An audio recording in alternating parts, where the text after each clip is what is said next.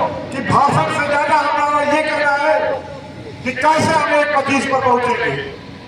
1-25 पहुंचाना है और आप सभी अगर इस काम में लग जाएंगे तो 1,25,000 वोट कहीं ज्यादा नहीं। हम सब लग जाए और उतना वोट पहुंचा दे जिससे आदरणीय पार्श्वनाथ राय जी को जीतने में कहीं कोई दिक्कत ना हो। इन्हीं बातों के साथ धन्यवाद।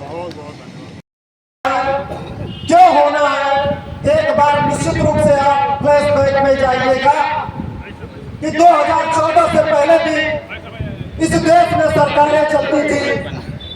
पूरे देश में भय भ्रष्टाचार का माहौल रहता था। आए दिन समाज में जो पेपर प्रकाशित होते थे वो घोटालों से भरे होते थे। देश का कोई कोना नहीं बचा था कि जहां बम विस्फोट नहीं होता था।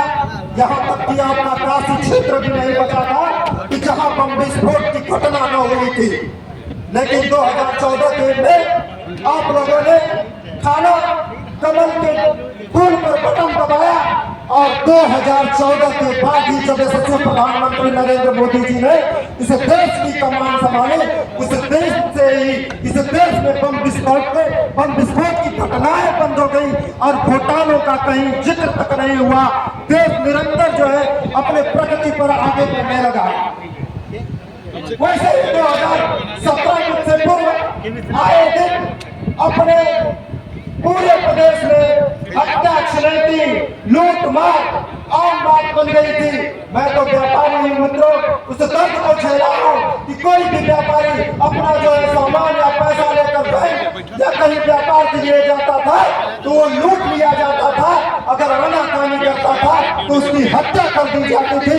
लेकिन 2017 में एक बार पुनः आप ही लोगों ने कमल के फूल पर बटन दबाया और उसके बाद से एक एक कर ऐसे अपराधियों का सफाया होना शुरू हो गया।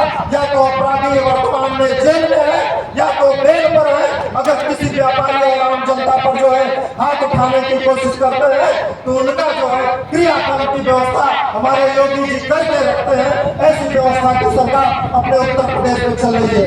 लेकिन कहीं न कहीं 2019 में हम सभी भारतीय जनता पार्टी के कार्यकर्ताओं की अथक मेहनत के बाद भी जो है हमने इसी गाजीपुर जनपद में इसी जखनिया क्षेत्र में इतने सारे काम हुए कि कभी आजादी के 75 वर्षों बाद नहीं थे। मित्रों, पूरे प्रदेश का जब 2 लाख बजट होता था तो 18,000 करोड़ की योजनाएं इस जो है अकेले गाजीपुर जनपद में चलती थी। ऐसी व्यवस्था। लेकिन मित्रों 2019 में हमने कहीं चूक की, उस चूक को पुनः नहीं दोहराना है।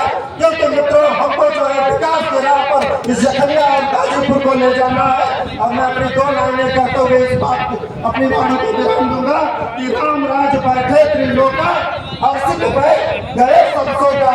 इसलिए मित्रों आज कमर कसने और तमाम बहादुर लोग अपने सामने हैं। मैं केवल एक घटना याद कर रहा हूँ कि जो प्रत्याशी आपके सामने है या माफिया पोषित प्रत्याशी है और इस प्रत्याशी की केवल एक घटना मैं याद दिलाना चाहूंगा। मऊ का वह गन्ना जो इसका भाई इस जंगे में सामने था और राइफल लेकर के लड़का रहा था। मैं पूछना चाहूंगा केवल अपने यशवंती समाज के लोगों से कि आज भी खड़ा रखे जियो दक्षिण पूर्व के खाने पर लगे वो बल्टे चित्कार के पूछ रहे हैं कि इस बल्टे का वारिस कौन है।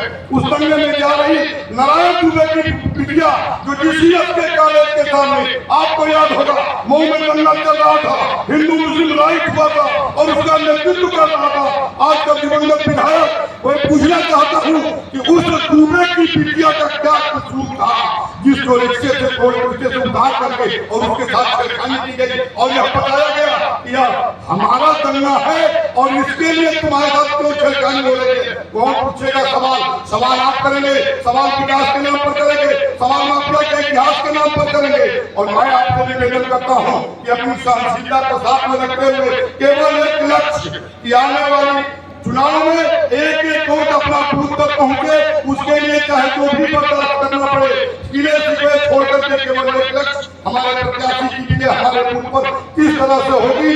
इसी निवेदन के साथ मैं अपनी वाणी को विराम देता हूँ।